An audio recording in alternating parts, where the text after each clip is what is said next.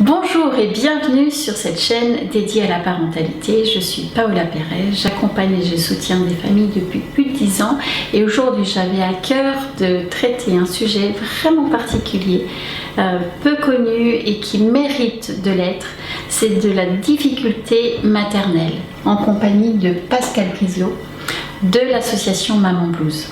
Bonjour Pascal. Bonjour. Bonjour Paola, bonjour à tous. Donc nous allons parler de l'association Maman Blues et de la difficulté maternelle. Qu'est-ce que l'on entend par difficulté maternelle? Quels sont justement les signes qui peuvent faire penser qu'une maman ou que nous-mêmes nous traversons une difficulté maternelle? Quelles sont les ressources possibles? Les livres, les reportages, les films sur lesquels s'appuyer et les pistes pour aller de l'avant et pour pouvoir traverser cette situation qui peut être parfois difficile pour les mères et leur entourage. Merci Pascal de prendre du temps pour nous présenter tout cela.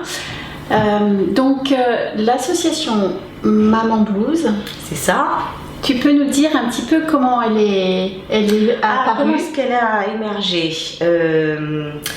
Le nom Maman Blues, il est venu d'un reportage en 2005-2006 diffusé par Envoyé spécial. Et la journaliste auteure de ce reportage qui a été tourné à la maternologie de Saint-Cyr-l'École, Elsa Margot, a autorisé Nadège et les autres cofondatrices à utiliser le titre de son reportage pour nommer l'association. Avant l'association, il y avait eu autour de Nadège plusieurs mamans qui se parlaient sur Magique Maman.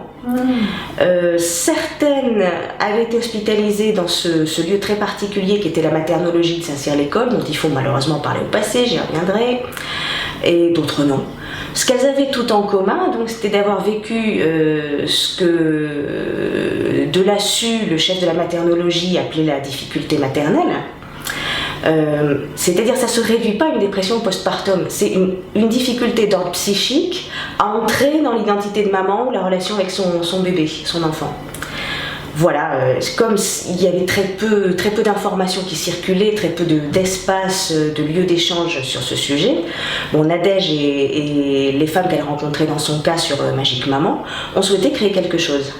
Il y a eu d'abord un sous-forum dans Magique Maman, puis un forum dédié, puis l'association Maman Blues, qui a 10 ans en fait, hein. C'est le 10e anniversaire cette année. On va célébrer, on ne sait pas encore comment, on va célébrer, on invitera tous ceux qui se sont intéressés à cette association parce que ça a l'air comme ça d'être un sujet pointu, réduit, alors ça concerne beaucoup plus de monde que ce qu'on pourrait croire. Voilà. On avance 10%. Oui, les chiffres avancés sont souvent sous-estimés. Sous-estimés, absolument. Parce qu'en fait, il y a un tellement grand éventail qu'effectivement, il y a des mamans qui sont prises en charge et là qui rentrent effectivement dans les chiffres plus facilement, mais il y a beaucoup de mères qui sont un peu démunies dans la nature. On compte dans les lieux de soins, on compte dans les unités mère-enfant, on compte dans les consultations de CMP, de PMI, mais il y a énormément de monde qu'on ne compte pas. Et bon, il n'y a pas d'outils statistiques d'ailleurs, c'est pas une fin en soi, mais il faut savoir que c'est tellement large et ça a de telles conséquences sur la petite enfance, sur l'équilibre de la famille, que c'est un vrai problème collectif, un vrai problème de santé publique. Oui, tout à fait. Et les répercussions sont effectivement de façon directe pour la mère et pour l'enfant, mais après c'est tout l'entourage, la fratrie s'il y en a, la famille élargie, parce que ça a des répercussions sur le travail aussi, sur la société, c'est à différents niveaux une répercussion importante et donc du coup effectivement c'est un sujet à prendre en compte au niveau global de la société, des professionnels de santé, des personnes, des familles, etc. Plus ça sera cette information sera véhiculée, voilà, plus elle sera connue, prise en compte. Plus on pourra avancer. Mieux en fait toute la société se portera. Investir sur la difficulté maternelle, c'est comme investir sur la petite enfance, c'est sur l'avenir. Tout à fait. C'est ce que on avait essayé de faire comprendre lorsque la maternologie a été restructurée. Autant dire qu'elle a disparu dans son essence de maternologie. Il reste une unité parent-bébé 2 jours, c'est bien, mais c'est plus du tout la maternologie. Est-ce qu'il y a d'autres endroits, d'autres lieux qui peuvent accueillir des mamans en difficulté? Oui, heureusement, il existe des unités mère-enfant 2 jours et à temps plein dans plusieurs villes, pas forcément importantes d'ailleurs. Bon, pas assez, vraiment pas assez. Donc c'est une des, j'allais dire revendications, enfin des objectifs politiques de Maman Blues et du mouvement. Faire prendre conscience aux décideurs en termes de santé, aux politiques même, de la nécessité de créer davantage d'unités et des unités vraiment conçues pour prendre soin du lien maman-bébé. Oui. Pas seulement de la mère qui est mal, mais de la maman et du bébé ensemble. Oui. Ne pas les séparer et aussi créer les conditions pour qu'un lien soit tissé, ne pas se substituer à la maman non plus. C'est très intéressant ce que tu dis, Pascal, parce que moi j'ai connu une maman qui a souffert d'une difficulté maternelle sévère, qui a été prise en charge et qui a été obligée de se battre au sein de cette structure qui était dédiée pour rester avec son enfant, pour allaiter son enfant. Pour elle, c'était très important et elle savait l'importance de ce lien qu'il fallait préserver. Oui. Et malgré le fait que c'était un service dédié à la prise en charge de la difficulté maternelle, elle a été confrontée à ces difficultés-là, de préserver ce lien, malgré tout, malgré le chaos qui l'envahissait. Elle voulait cela et elle a été assez malmenée, donc je trouve que c'est intéressant ce que tu dis là, le fait que des structures avec cet axe-là. Alors avec un environnement sécurisant, psychiquement sécurisant pour la femme qui est en train de s'effondrer, Nadège dit même pour la laisser s'effondrer sans qu'il y ait de conséquences graves, pour qu'elle aille jusqu'au bout du mouvement et qu'elle rebâtisse solide. Et du soutien aussi pour qu'elle prenne en charge le bébé, alors pas entièrement parce qu'elle n'en est pas tout capable, mais qu'elle reste actrice. C'est essentiel pour qu'elle se reconstruise. Tout à fait, oui. Donc c'est vrai que c'est un axe important dans les objectifs de votre association. Donc Maman Blues, elle est née d'expérience, et je dirais que son cœur de métier, c'est du partage d'expérience pour libérer la parole, pour s'entraider, pour mutualiser des informations, et aussi de la réflexion collective alimentée, tu vois, par ce recueil d'expérience. Alors Maman Blues veut accueillir très largement, donc les mamans enceintes, les mamans qui viennent de mettre au monde, qui ont mis au monde il y a plus longtemps, qui ont même connu la difficulté maternelle il y a longtemps, mais qui n'ont pas pu peut-être à ce moment-là en parler. Oui. Elles sont les bienvenues. Dans n'importe quel contexte, en famille, en couple, séparé, célibataire, même en homoparentalité, on n'est pas fermé. Tout le monde est la bienvenue, et le bienvenu aussi d'ailleurs, parce qu'il y a des papas qui peuvent vouloir parler de la difficulté maternelle de leur compagne ou de leur propre difficulté, même s'il existe un site papa qui n'a rien à voir avec nous, dont on nous a parlé, dont on a relayé l'existence, qui est, je crois, malheureusement pas très fréquenté. Les papas peuvent venir à Maman Blues, on en a eu très peu, mais ils sont les bienvenus. Donc une grande ouverture. Oui, et puis un accueil sans jugement bien entendu, pas du tout là pour ça, et sans prise de position de principe sur les modes, sur les courants. On peut être maternante ou pas, on peut vouloir allaiter au sein ou pas. On est surtout très attaché au respect du choix de la femme qui met au monde, ou qui adopte d'ailleurs. D'accord. Et là encore, revendication qui s'adresse en particulier aux soignants au milieu hospitalier, mais laissez les femmes choisir, pas de pression. Par contre, soutien à ce qu'elles ont décidé.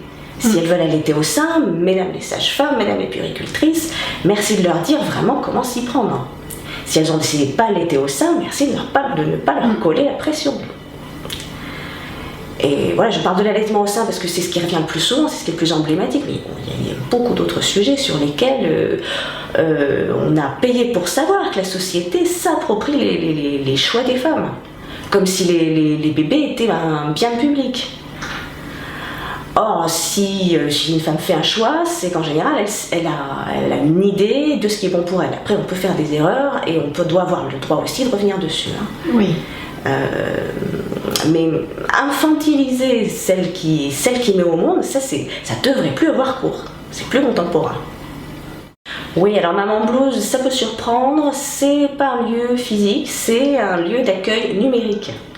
C'est un site donc, qui a été créé principalement par Nadège, la fondatrice, et pour ce qui est de la technique par Iki, un pilier aussi de notre association et de ses supports numériques. Le site il contient beaucoup d'infos, beaucoup de textes explicatifs, des liens aussi vers des lectures très variées où vraiment on peut faire son marché à son idée, des témoignages qui ont été recueillis par des membres de l'association, qui ont été élaborés par des femmes qui ont traversé l'épreuve de façon très variée, mais qui ont courageusement voulu partager leur vécu. Sachant que le cœur du message, c'est vous ne vivez pas tout de la même façon, mais vous n'êtes pas toute seule. Ça n'arrive pas qu'à toi, ça n'arrive pas qu'à vous. Oui. Qu'est-ce qu'on peut encore trouver sur ce site? Des liens vers d'autres associations, vers d'autres sites, vers des blogs, vers des films aussi. L'autre naissance, c'est le film de Maman Blues, coproduit, cofinancé et surtout auquel Maman Blues a fourni de la matière première. Donc que Chloé, la cinéaste, a travaillé pour faire son œuvre de création, mais qui n'est pas une fiction, qui est un documentaire très, très approfondi, très habité. Où d'ailleurs Nadège, la fondatrice, fait partie des quatre mamans témoins.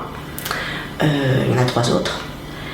Et je dirais que c'est sans doute celui qui apporte le plus de nuances dans tous les films abordant la difficulté maternelle. Bon, voilà, il est extrêmement riche, c'est un très bon point de départ par exemple pour un débat ou pour une action de sensibilisation. D'accord. C'est, à titre personnel, c'est bien voir aussi parce que ça donne des résonances, peut-être que ça permet de se rendre pour soi-même les choses plus claires. Le site il est fait aussi pour qu'on arrive à y voir plus clair, savoir qu'on n'est pas seul, mais comprendre ce qui se passe en soi. Oui, sur le site j'avais vu une petite citation comme quoi c'était un peu comme remettre le puzzle. Certaines disent ça, oui. Il y a un mot qui m'est venu quand je l'ai traversé, c'était refragmenter. Refragmenter la mémoire dont on a l'impression qu'elle est en 2000 morceaux. Oui, le puzzle est parlant aussi. Alors, donc dans ce site il y a le forum. Le forum, c'est un espace d'échange dans lequel on peut s'exprimer, pas forcément de façon structurée, c'est très spontané. On a voulu en faire un espace de partage, là encore pour libérer la parole et faire savoir à celles qui vivent ça souvent dans la grande solitude, parce qu'elles n'osent pas s'en ouvrir, ni à ses proches, ni à ses soignants, qu'elles ne savent même pas comment faire parfois, quels mots mettre là-dessus, donc faire comprendre que celles qui sont dans la galère sont pas seules. Oui. Aussi qu'on s'en sort, que chacune peut trouver un chemin avec le soutien d'un professionnel, souvent d'un psy, parfois d'une sage-femme, parfois d'un sophro, c'est tout à fait possible. En tout cas, ce qu'on dit volontiers aux nouvelles arrivantes, alors vous n'êtes pas seul, on vous accueille, parlez de ce que vous souhaitez, posez des questions, discutez entre vous, mais ne restez pas dans la nature sans l'aide d'un professionnel. L'entraide parentale, ça ne remplace pas, ça s'y substitue pas. Oui, c'est un soutien. Voilà. C'est une béquille momentanée, qui peut être nécessaire, mais effectivement, c'est en collaboration, c'est une synergie avec plusieurs choses. Voilà, chacune a la plupart du temps besoin des deux. Venir se confier, constater donc qu'elle est pas seule dans cette galère, parler aux autres aussi, parce que même quand on n'est pas bien, on est capable de soutenir quelqu'un qui n'est pas bien non plus. Et ça redonne de la force aussi. Tout à fait. Ça redonne de l'estime de soi, ça fait comprendre qu'il nous reste de la ressource, alors qu'on se sent tout à fait à plat, tout à fait vidé. Les bénévoles qui jouent le rôle de modératrice sur ce forum, modératrice c'est un bien grand mot pour ce que c'est vraiment, parce qu'il y a rarement besoin de rappeler à l'ordre, d'apaiser les débats, c'est pas conflictuel. On va plutôt faire de l'accueil, de l'animation, essayer de catalyser les débats, de faire en sorte que les mamans entre elles, elles s'apportent le maximum. Et c'est le cas. On se dit souvent, elles n'auraient presque pas besoin de nous. C'est chouette. Alors ces modératrices donc, sont des bénévoles de l'association qui ont parfois des responsabilités dans l'association, bon, ça c'est mon cas, mais parfois non. La difficulté maternelle peut être assez loin dans leur histoire, mais être restée assez vivante pour qu'on veuille en faire quelque chose de constructif et qui aide aussi les autres. D'accord. Est-ce que tu peux nous donner un petit peu des... Alors tu nous as parlé du film L'autre naissance, du film qui a été un peu à l'initiative de l'association qui est Maman Blues. Je sais et j'en suis ravie de voir que de plus en plus ce sujet est traité aussi bien à travers des films, des reportages, des documentaires, des émissions diverses et variées, mais aussi à travers des livres. Des livres de témoignages ou des livres qui traitent de ce sujet en particulier. Alors je sais que la liste est très très très importante et qu'on peut la retrouver sur le site Maman Blues. Mais est-ce que tu peux nous donner quelques titres, quelques pistes pour justement les personnes qui veulent approfondir, qui veulent connaître un petit peu ce sujet, qui veulent justement voir un petit peu où elles en sont, puissent se tourner et piocher des informations? Alors s'il fallait en citer qu'un seul, évidemment je parlerai du recueil qui s'appelle Tremblement de mer. Aux éditions de l'Instant Présent, voilà, qu'on peut commander en ligne en fait, hein, qu'on ne va pas trouver facilement en librairie, encore qu'il soit possible de le commander dans certaines librairies de quartier, n'hésitez pas. Et sinon on le commande donc sur le site, il y a un lien sur le site Maman Blues ou sur le site de l'éditeur l'Instant Présent. Donc c'est un recueil de 10 témoignages si j'ai pas de mémoire. Écrit par des membres, d'anciennes membres de Maman Blues, préfacé par Nine Glangeau et postfacé par Michel Dunia, donc de grandes pointures de la pédopsychiatrie périnatale, qui comporte aussi un fond d'explication très, très riche. Hein. Les témoignages en eux-mêmes vraiment sont essentiels parce que chacune va pouvoir y retrouver ce qu'elle ressent ou ce qu'elle a ressenti. Alors pas forcément suivre la piste ou suivre l'exemple, hein, parce que chaque chemin est singulier, mais savoir qu'on peut trouver des tuteurs de reconstruction, Cyrulnik dit volontiers des tuteurs de résilience. Chacune peut trouver les siens et est capable de les construire.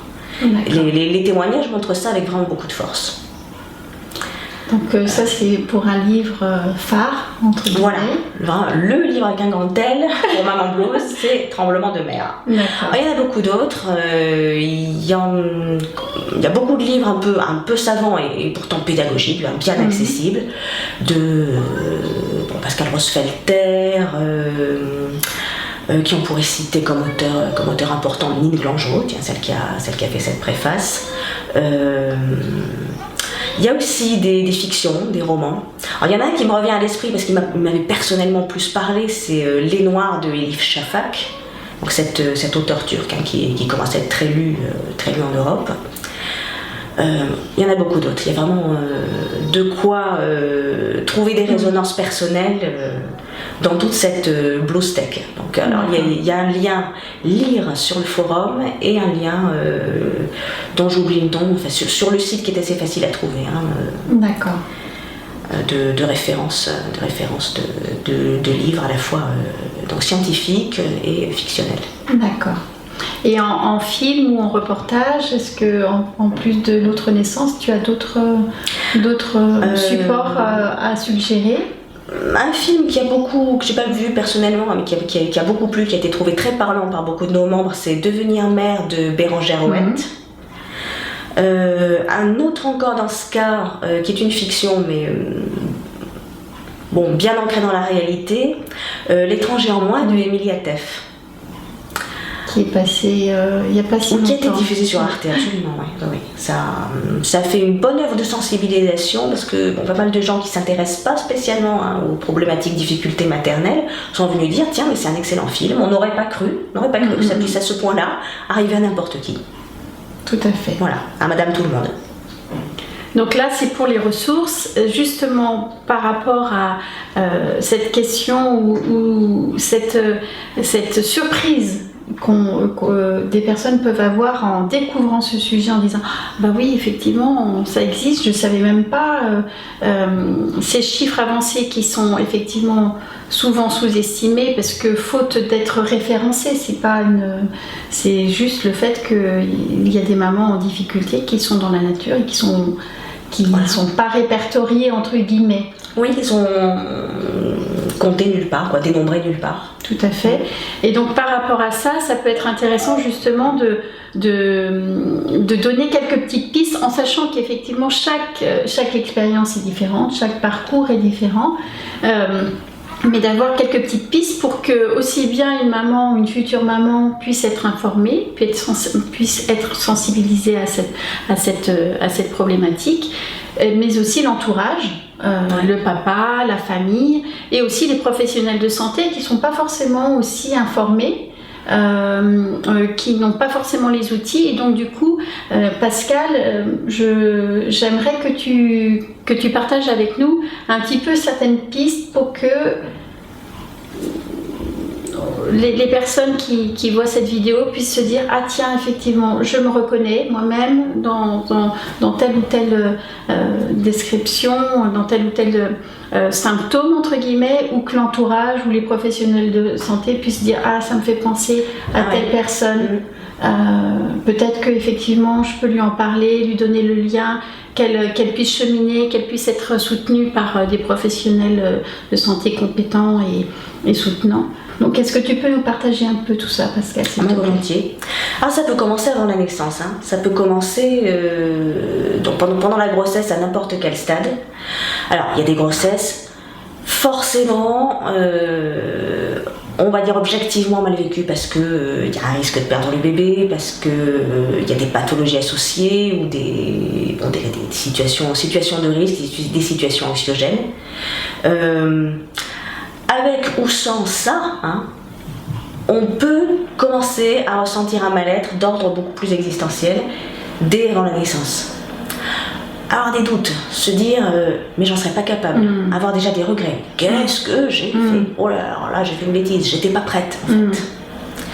Ne plus se reconnaître, et ça va au-delà des déformations du corps relativement banales, qui sont pas sous-estimées, hein, mais se sentir même habité, pas dans un sens très rassurant, se sentir envahi en fait, hein. Avoir l'impression d'avoir, comme dit le titre du film, un étranger en soi. Donc c'est pas forcément de la dépression caractérisée, il faut se méfier d'ailleurs, hein, de la réduction de la difficulté maternelle à ses aspects dépressifs. Ça peut être beaucoup plus large, ça peut être beaucoup plus diffus, plus sournois je dirais même, hein. Mais alors voilà, du mal-être, des crises d'angoisse, ça peut aussi se manifester comme ça, de la mélancolie profonde, des doutes, de la perte d'estime de soi, de la perte de confiance en soi, vraiment atypique par rapport à ce qu'on avait vécu. Quelque chose aussi qui peut survenir dès la grossesse, c'est des blessures du passé qui se ravivent. Des choses avec lesquelles on pensait en avoir fini, des pages tournées. Et alors même en ayant beaucoup travaillé là-dessus, même en ayant fait des psychothérapies, il arrive qu'au moment où on donne naissance, des choses se réveillent. On a tendance à prendre ça comme un échec. En fait non, ça demande toujours à être cicatrisé, une cicatrisation qui veut s'accomplir. Et là, il vaut mieux ne pas tarder à se faire aider. C'est pas facile à admettre, on se dit c'est le meilleur moment de ma vie, je franchis une étape décisive, surtout si c'est le premier bébé, mais ça peut ne pas être le premier bébé, attention. Oui, ça aussi c'est intéressant de savoir. Oui, alors voilà, c'est à savoir, ça concerne pas que, comme on dit à l'hôpital, les primipares. Et justement, on tombe d'encore plus haut, et Nadège le dit bien dans le film de Chloé, on tombe d'encore plus haut quand on a déjà eu des enfants et que tout s'est bien passé, et qu'on se dit, mais j'ai le troisième, j'ai le quatrième, même j'ai le deuxième, c'est l'accomplissement, c'est le summum. Pouf, que ça ne se passe pas du tout comme prévu, et parfois dès avant la naissance. Donc voilà, ne pas rester seul, se confier, ne pas tarder à se faire aider. Et donc, quand on n'est pas concerné soi-même, mais qu'on voit sa compagne, sa sœur, sa fille, sa copine commencer à être envahie par ce genre de choses, c'est pas facile de se faire entendre, de glisser. Tiens, dis donc, c'est un peu bizarre ce qui t'arrive, ça m'inquiète un peu. En fait, avoir l'attitude accueillante. Oui.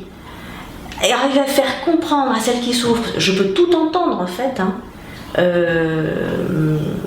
N'hésite pas à me dire ce que tu ressens, ça aide énormément.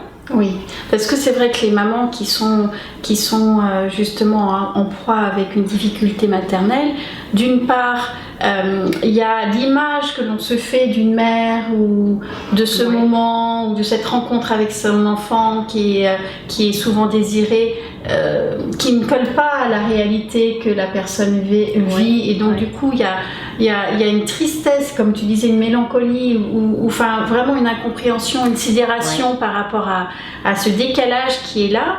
Et puis il y a aussi souvent les mamans qui se disent c'est normal, je suis fatiguée, ou c'est normal, c'est les hormones, ou c'est normal. Et en fait c'est pas seulement l'adaptation qui doit se mettre en place quand on accueille un enfant, mais ça va au-delà et c'est quelque chose de plus profond.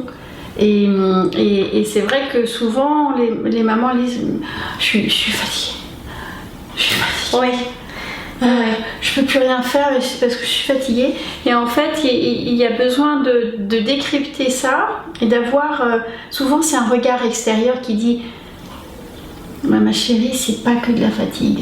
Ou madame, je vois qu'à travers ce que vous me décrivez, c'est au-delà de la fatigue. Ça serait bien d'arriver à entendre ça. Alors, bien souvent, le je suis fatiguée, qui est un euphémisme, hein, oui. Il se fait renvoyer un oh, mais c'est normal, ça ira mieux plus tard. En fait, comme tu dis, hein, celle qui dit je suis fatiguée, en fait tout près de s'effondrer avec les larmes aux yeux, elle dit pas seulement je suis fatiguée, elle dit mais je suis absolument épuisée, harassée, démoralisée, désespérée, proche du désespoir, je me sens coupable parce que c'est pas du tout ce que j'attendais, c'est pas du tout ce qu'on attend de moi, c'est pas du tout ce que la société me présente. Ça n'arrive qu'à moi, qu'est-ce qui m'arrive pour que ce soit à ce point-là. Alors tu parlais des hormones, effectivement, hein, juste après la naissance, c'est un fait que les hormones s'effondrent, qu'elles sont perturbées. Alors, il ne faut pas mettre trop de choses sur le compte de cette descente d'hormones, hein. Alors autant le baby blues est quasi systématique et presque banal et se résorbe de lui-même, autant on peut ressentir des choses qui vont plus loin que ce baby blues. Soit tout de suite après la naissance, mais soit aussi longtemps après, ou progressivement, sournoisement, dans le cours des semaines, ça se met en place, ça envahit tout doucement, ça mine tout doucement, et on se réveille un jour vraiment prise au piège. Sans avoir pu réagir, toujours en se disant et en écoutant certains soignants, certains membres de la famille dire c'est normal, ça va aller mieux plus tard, c'est les premiers temps qui sont difficiles, serre les dents et ça va passer. Oh là, mais pas du tout, c'est le plus mauvais conseil qu'on puisse imaginer, c'est dit avec une bonne intention, avec l'intention d'encourager, mais en fait serrer les dents c'est ce qu'on peut faire de pire, parce que ça s'arrange pas avec le temps, ça s'arrange avec une action. Et souvent un soutien extérieur, enfin souvent oui, presque toujours un soutien extérieur professionnel. Oui. Et puis ce que je voulais aussi souligner, c'est la difficulté que peuvent avoir les mamans quand elles sont en proie avec des images, des idées qui les envahissent et pour lesquelles elles ont... enfin vraiment c'est la dernière des choses qu'elles aimeraient avoir en tête et c'est des idées qui sont souvent dures, noires entre guillemets. Ce que tu évoques que les professionnels appellent phobie d'impulsion, alors c'est une des formes les plus difficiles à vivre de la difficulté maternelle avec la psychose puerpérale mal nommée, qui est un accès délirant mais qui n'est pas une psychose en fait parce qu'elle n'est pas chronique. Alors les phobies d'impulsion, donc ça consiste à être envahi par une image ou une idée très sombre, très violente envers le bébé, parfois envers soi-même, comme souvent envers le bébé. Se voir lui faire du mal, se voir avoir un geste déplacé, avoir un geste agressif, alors qu'on n'en a aucune envie en fait. Ça survient même pas forcément lorsqu'on est énervé, et encore c'est parfaitement pardonnable lorsqu'on est à bout parce qu'on n'a pas dormi depuis des heures et que le bébé ne fait que hurler, mais ça peut aussi survenir dans un moment parfaitement calme, parfaitement banal. Et c'est terrifiant parce que on se reconnaît pas, on croit être envahi par une présence extérieure et on se demande si ça va vous faire passer à l'acte. Ah, il faut absolument, c'est vraiment le cas où on ne peut pas l'éviter, absolument se faire aider par un psy, de préférence formé au périnatal, qui connaît l'affaire, qui va savoir déjà vous rassurer, vous dire vous passez pas à l'acte, c'est pas dans ces cas-là qu'il existe des passages à l'acte. Ne faites surtout pas de rapprochement abusif avec les faits divers infanticides, qui reviennent à chaque saison, qui sont quasiment des marronniers tellement il y en a souvent. Et puis apprendre des techniques pour mettre ça à distance. Et bien se dire que on va pas rester avec ça toute sa vie. Ça va souvent avoir une durée objectivement brève, seulement c'est tellement intense et pénible que ça compte double et triple. On a l'impression que ça dure des lustres. Mais gardez en tête, comme pour le reste, que ça prend fin. Ça prend pas fin tout seul, surtout pas attendre que ça passe, mais ça prend fin. Alors Elif Shafak, dont je parlais tout à l'heure, elle avait une phrase extrêmement parlante qui pourrait s'appliquer aux phobies d'impulsion, aux états dépressifs ou à toutes les manifestations difficiles à vivre de l'épreuve de la difficulté maternelle. Une saison froide dont on croit qu'elle ne finira jamais. Et c'est vrai qu'en plein dedans, ça semble jamais avoir de fin. Oui. Alors Maman Blues est là pour dire ça aussi, sur le site, sur le forum, sur la page Facebook, ça prend fin. Gardez espoir, ça prend fin. D'accord. J'ai pas parlé tout à l'heure d'ailleurs de cette page Facebook, c'est un autre de nos supports numériques. Ça sert surtout à partager de l'info, à partager des liens, de l'actualité. C'est pas là-dessus qu'on va pouvoir se confier très longuement, mais c'est utile. C'est très pratique. Et puis c'est vrai que les parents actuels utilisent divers supports. Donc il y a certaines personnes qui seront plus forum, d'autres qui seront plus Facebook, d'autres qui seront plus à simplement lire le site et les informations qui y sont partagées. Donc autant varier les supports pour pouvoir répondre aux besoins de chacun et le canal atteindre ces personnes qui sont isolées, qui n'osent pas se confier. Et alors, moins encore sur les phobies d'impulsion, c'est vraiment la chose qu'on n'ose pas dire, parce qu'on se dit on va plus me faire confiance, on va se méfier de moi, on va me surveiller, on va peut-être même m'enlever mon enfant. Et le fait est que faut être prudent, pas forcément en parler à n'importe qui, parce qu'il y a des gens qui ne sont pas avertis et qui peuvent mal réagir. Mais les soignants connaissent. Oui. Les psys connaissent. On peut leur en parler avec confiance et attendre d'eux du soutien pour sortir de là sans rencontrer des réactions de méfiance. D'accord. Donc, qu'est-ce que tu aimerais apporter aux parents, aux futurs parents, aux professionnels, aux personnes qui ont dans leur entourage des futurs parents ou des parents de nouveaux parents? Qu'est-ce que tu voudrais leur apporter comme message important à tes yeux par rapport à cette thématique de la difficulté maternelle? Je pense encore à un film qui ne traite pas de difficulté maternelle, mais qui a un titre très, très parlant. Les gens normaux n'ont rien d'exceptionnel. Autrement dit, la difficulté maternelle, ça peut arriver vraiment à tout le monde. C'est pas un truc de cas social. Si ça vous arrive à vous, ne vous sentez pas à part, ne vous sentez pas dévalorisé. D'accord. Ça peut être une expérience qui fait grandir. Et si tu avais à communiquer justement des trucs et astuces dans le sens que faire, vers où aller, quel est le premier pas, qu'est-ce que tu aimerais partager? Il peut y avoir différents premiers pas. Il y a beaucoup de femmes qui nous ont raconté avoir vécu une possibilité de se confier comme le début de la délivrance. Alors, pas le déclic définitif qui change tout, mais le début d'un processus qui les reconstruit, qui leur permet de remonter la pente. Je crois une possibilité d'être entendue. C'est parfois dans la famille, parmi les amis, mais je dirais que c'est quand même plus souvent auprès d'un professionnel. Ça peut être la PMI par exemple, ça peut être même un pharmacien. C'est parfois à l'hôpital, pas assez souvent, vraiment pas assez souvent. Je ne veux pas critiquer l'hôpital, la maternité, les cliniques pour le principe, mais il y a beaucoup d'attention aux problématiques organiques, beaucoup d'attention au poids du bébé, pas assez aux aspects psychiques pour le moment. Ça reste exceptionnel qu'il y ait une oreille sur les états d'âme de la maman. Donc effectivement, à leur décharge, ils ont des conditions de travail qui font que ça doit tourner, que les personnes doivent sortir. C'est un système qui veut ça, ça on est bien d'accord. on le regrette, mais on n'incrimine pas, pas le personnel. Hein. Et puis aussi, à noter que les professionnels de santé sont souvent démunis, enfin n'ont pas forcément les outils, déjà pour repérer, et quand bien même ils ont repéré, étant donné qu'il y a très très peu de structures, il y a aussi cette difficulté de dire, bon, je pressens quelque chose, mais qu'est-ce que je fais ? Oui. Vers où vers qui j'envoie cette famille, cette maman, quand bien même on arrive à détecter quelque chose dans ce séjour qui est ultra court. Oui. Alors il y a des professionnels de la santé intervenant en maternité ou ailleurs, hein, ou même en PMI d'ailleurs, qui sont demandeurs d'infos, de sensibilisation, d'actions communes.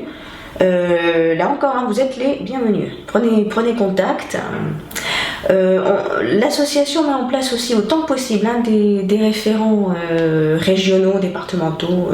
Alors bien entendu, comme on est toutes des bénévoles et qu'il n'y a pas de permanent, chacune fait en fonction de son temps libre et de ses possibilités de s'organiser.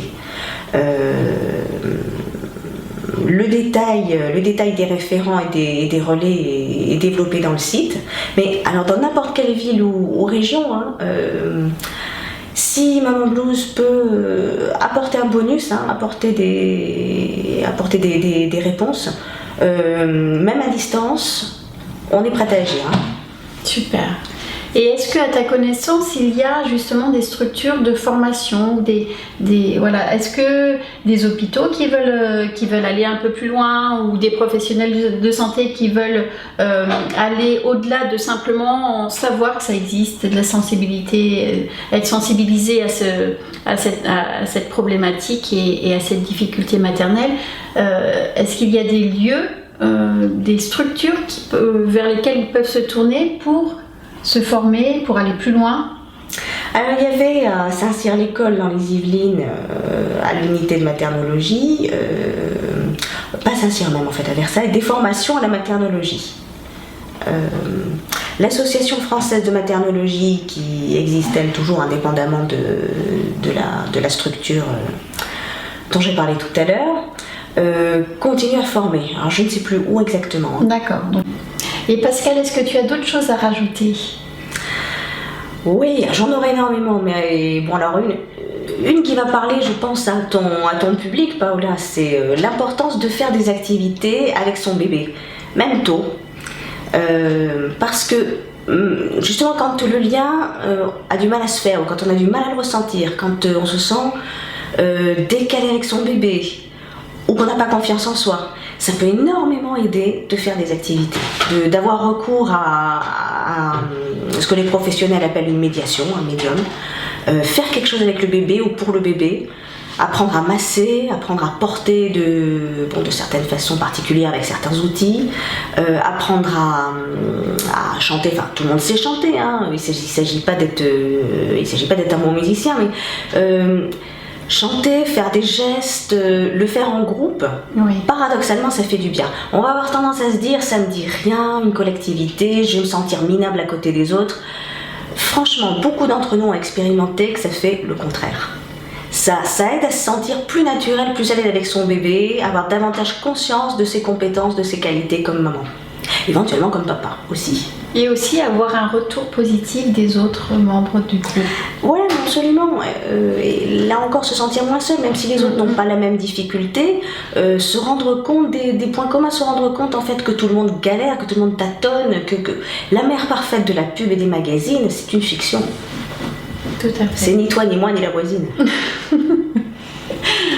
Bah écoute, je pense qu'on a fait un peu le tour. De toute façon, pour les personnes qui seraient intéressées à aller plus loin, je mettrai bien évidemment le lien vers le site de Maman Blues et certaines références d'ouvrages ou de films ou de reportages en lien avec ce thème-là. Vous pouvez bien sûr vous tourner vers l'association Maman Blues. Bon, alors l'association ne fonctionne pas avec des moyens, elle n'est pas très gourmande, hein, franchement. Maintenant, une adhésion, c'est toujours un petit peu plus de moyens. Donc si la difficulté maternelle, à quelque titre que ce soit, vous tient à cœur, exprimez-vous et si vous le souhaitez, aidez-nous, on en sera très reconnaissant. Quant à moi, je vous invite chaleureusement à partager cette vidéo autour de vous pour faire connaître et l'association et les difficultés maternelles. Je vous invite aussi à mettre en commentaire vos impressions ou vos questionnements que je communiquerai à Pascal et à toute l'équipe de Maman Blues. Je vous invite à vous abonner à la chaîne afin d'être informé des futures interviews et des sujets traités. Et je me fais une joie de vous retrouver tout bientôt. Merci Pascal. Merci. Et à bientôt. Au revoir.